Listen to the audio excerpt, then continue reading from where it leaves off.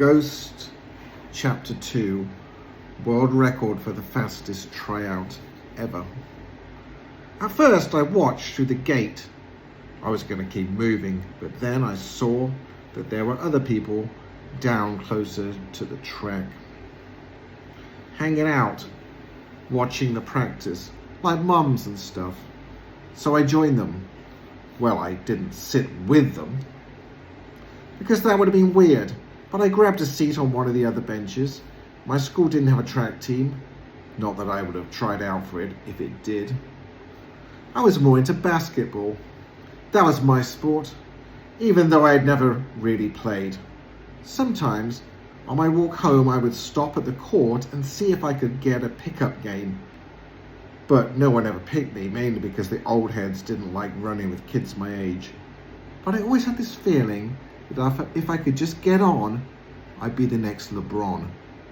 But I never wanted to be the next whoever the most famous runner is. I never even thought about it. I looked in the world records book and it says some dude named Usain Bolt is the fastest, but I had never heard of him.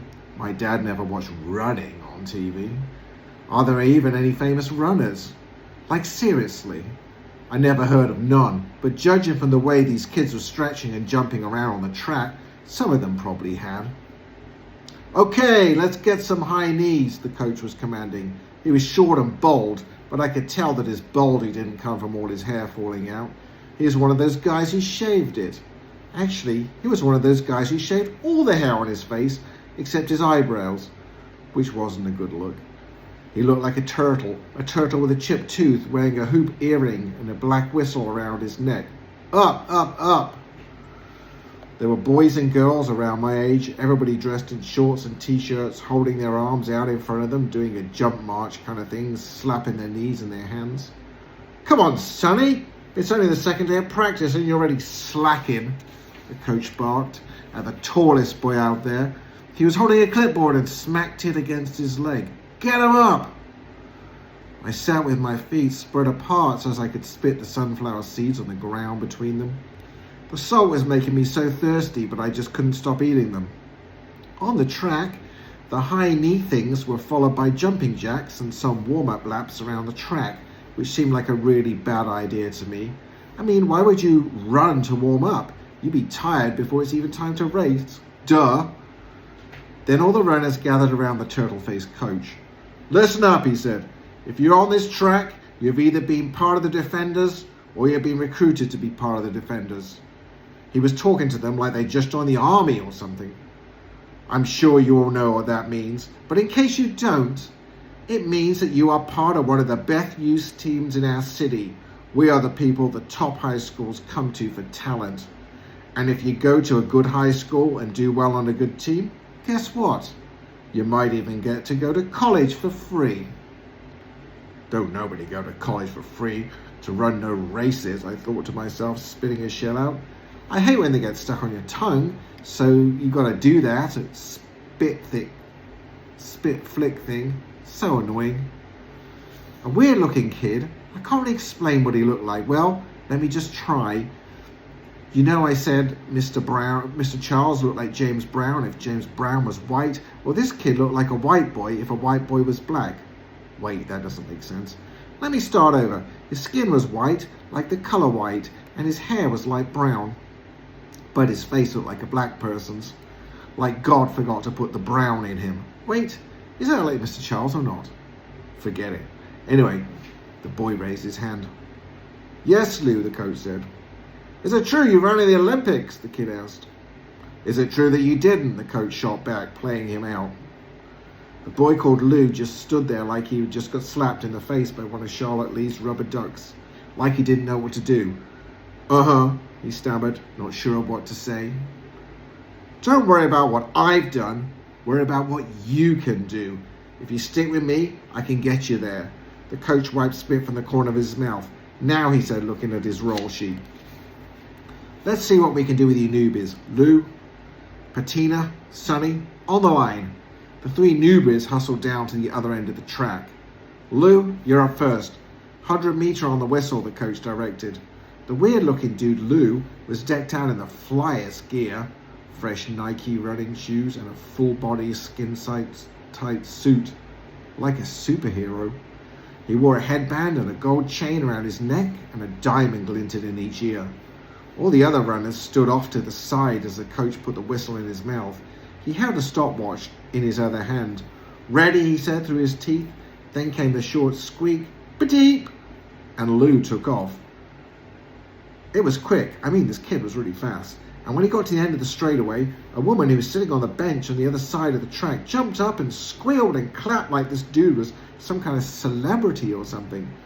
I was impressed. Not enough to clap, really. I was just happy something unboring was finally happening, but definitely impressed enough to stop sorting seeds in my mouth until he was done. "Nice job," the coach said as Lou trotted back over to the side like a pro, like this was no big deal, and he knew it. He glanced over at me. I spit shells on the ground. The coach also called out a time and scribbled it down, but I didn't catch it. Next up was a big goofy-looking kid the coach called Sonny. He was the one getting yelled at when I first got there about not kicking his legs up high enough in the warm-up. To be honest, he didn't look like he could even walk in a straight line, so I figured this was going to be pretty funny. Sonny got in position, closed his eyes, and took slow, deep breaths. Then the coach blew the whistle and off he went. I could tell he was pushing as hard as he could, but he just wasn't going nowhere. It was like he was running into the wind, even though it wasn't a windy day. Like his shoes weighed a ton or his bones were heavy or something. Nobody cheered for him, and a few of the other kids even laughed. "We'll see who's laughing when we get to the mile," the coach barked at the sniggering runners. They all cut it out quick. Sonny loped back over and joined the group unfazed. He didn't even mind that he had run the slowest I'd ever seen anyone run. His sprint was like a jog. My mother could have probably smoked him. Mr. Charles might have even burned him up, and he's like 1,000 years old. The coach gave Sonny a nod, then turned to the next person. "A girl. Next up, Patina." The Patina girl was tall and sprang up and down on her toes, rolling her neck and shoulders, I guess to loosen up. Her hair was yanked back in a stubby ponytail with lots of frizz around the edges. When the coach blew the whistle, Patina broke into a flash, zooming down the track. Definitely faster than Sonny, but not quite as fast as Lou. Still, I was impressed. I don't know a whole bunch of girls who can run that fast. Actually, I don't know a whole bunch of girls who run at all. They'd always be trying to be cute in school, but I am mad about that. "Y'all vets, look out for this girl. She runs the 800 like it's a skip down the block," the coach said, giving Patina a high five. If anyone complimented me like that, I'd be trying hard not to smile, but would probably slip a little one in. But Patina, she just kept it cool and got back in line like it was nothing. I could tell she was no joke. After Lou, Sonny, and Patina ran, the coach told all the other runners, the vets, to line up and show the newbies how it's done. So on and on it went, the whistle blowing, one by one, boys and girls on the line sprinting down the straightaway, each of their times being recorded. Some were faster than others. Actually, most of the vets were pretty fast, but nobody was faster than the pretty boy, Lou. Nobody, and the coach kept saying stuff like, "Lou's still the one to beat," which was kind of pissing me off because I don't know. It made me think about this kid, Brandon, at school, who always picked on me. Not even just me, though. He picked on a lot of people, and didn't nobody ever do nothing about it. They just said stupid stuff like, "Can't nobody beat him?" Same kind of rah-rah this bowling ball head coach was kicking about this kid, Lou. It's just, he was fast, but honestly, he wasn't that fast. When everybody had taken a turn, the coach started over and gave everybody a chance to give it another go and see if they could beat their first time. So Lou was up for another go. He did that same cocky swagger over to the starting line, did a few stretches, some jumps, and the lady on the other side of the track screamed again. This boy was just getting loose and she was going off like he was doing something. The people around her looked at her like she was crazy, obviously annoyed. All of his teammates looked on. Some of them seemed to be bubbling with anticipation to see the mighty Lou run. Others looked over it. That's probably how I looked. That's definitely how I felt. Over Lou, over Brandon, and over anyone else who thought they were unbeatable. Not to mention I was all out of sunflower seeds, so I had nothing to hold me back from getting up and showing him that he really wasn't all that, and that I had never had a running lesson in my whole life and I could keep up with him, if not beat him. So I stepped over all the sunflower seed shells that had piled up between my feet like a mountain of dead flies and walked not on the track but just beside it on the grass. I lined up with Lou, who had now dropped into his on your mark stance. I didn't need to do all that. I just need to roll my jeans up and tuck my laces in my high tops, and I was good to go.